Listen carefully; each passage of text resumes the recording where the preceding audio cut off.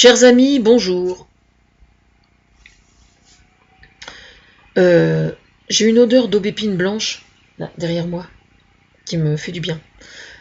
Alors, je vais vous parler cet après-midi d'Éric Zemmour.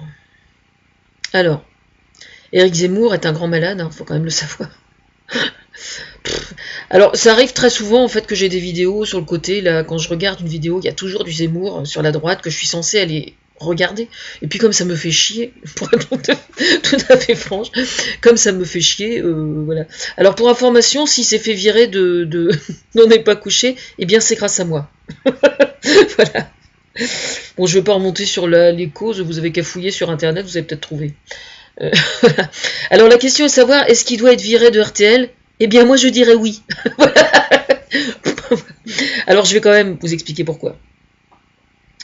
En fait, à chaque fois que j'entends parler de ce mec, je me rends compte que c'est vraiment un facho, quoi.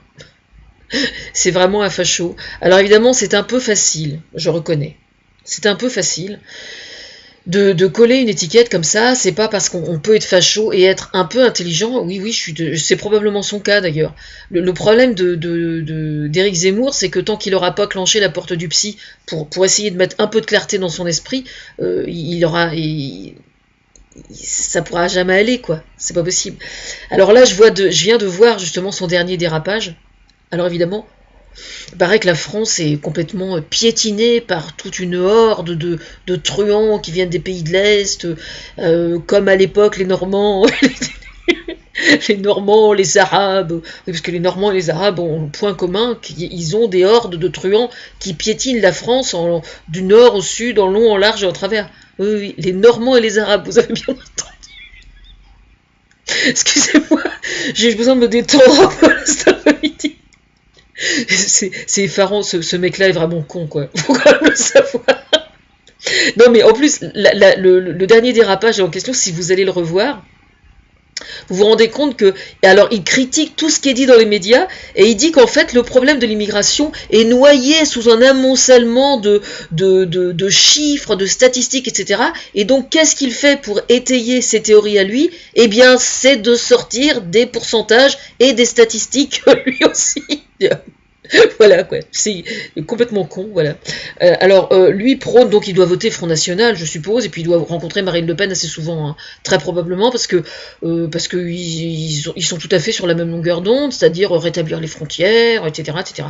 Alors pour information, le simple fait de rétablir des frontières, de toute façon, ne résoudrait absolument pas le problème, il faut juste le savoir, hein, parce que les hordes de gens qui sont malhonnêtes et qui, effectivement, commettent certains délits sur le territoire français, de toute façon, arriveraient quand même à entrer.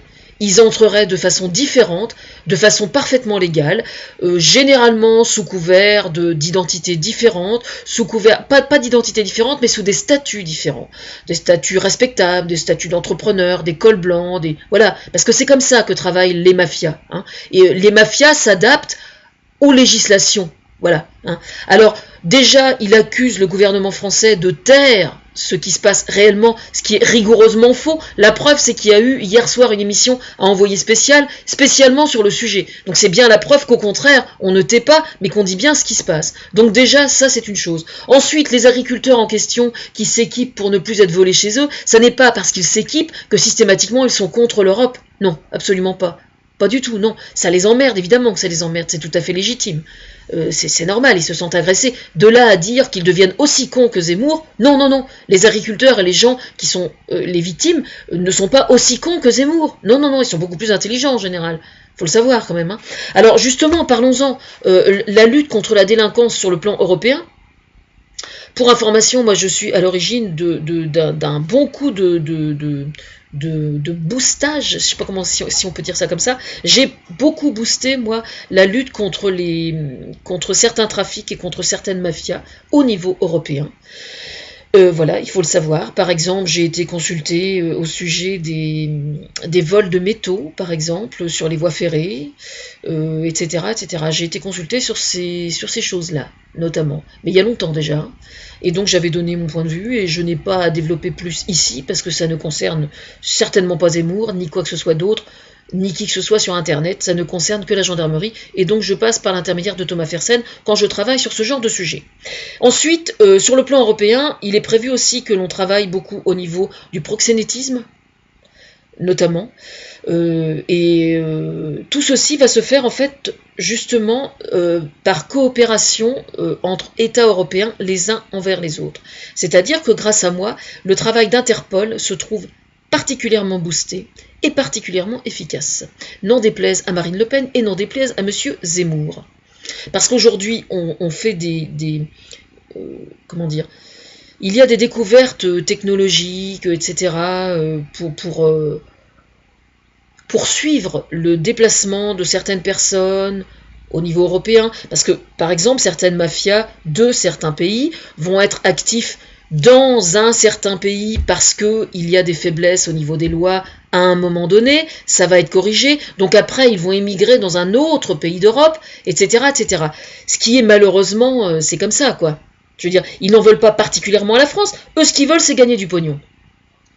Et donc pour gagner du pognon, évidemment, ils sont très opportunistes, et donc la meilleure façon de faire face à cet opportunisme, c'est justement que chaque pays collabore étroitement avec le pays d'origine, d'une part, et cette coopération se fait d'autant plus facilement que l'Europe, elle, est puissante.